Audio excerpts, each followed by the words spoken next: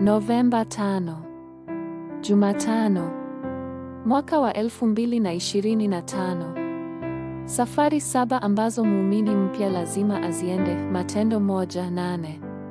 Lakini mtapokea nguvu, akiisha kuajilia juu yenu Roho Mtakatifu, nanyi mtakuwa mashahidi wangu katika Yerusalemu, na katika Uyahudi wote na Samaria, na hata mwisho wa nchi.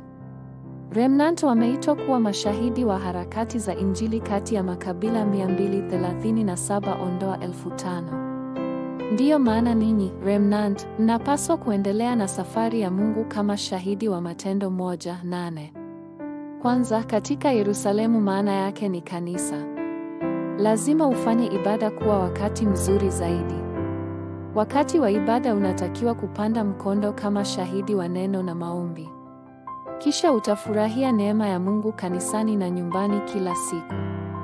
Pili, katika Yudea inamaanisha matatizo yako ya kibinafsi ya kiroho pamoja na matatizo ya kiroho ya taifa lako na familia yako.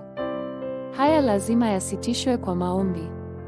Watu hawawezi kutatua matatizo haya kwa kuwachangamsha watu au kwa kufanya kazi zaidi.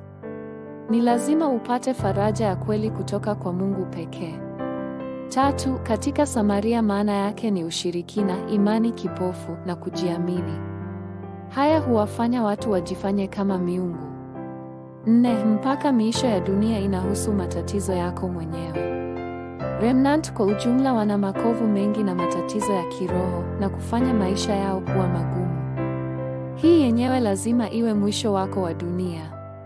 Lazima uende kwenye safari ya kiti cha enzi na uanze maombi ya mlinzi, ukipita kuwa zaidi ya shahidi. Ombi la leo. Mungu Baba, nisaidie niwe remnant anayepokea jibu la mlinzi anayekwenda kwenye safari akiwa amemshikilia batizani yako. Ninaomba katika jina la Bwana Yesu Kristo aliye hai. Amen.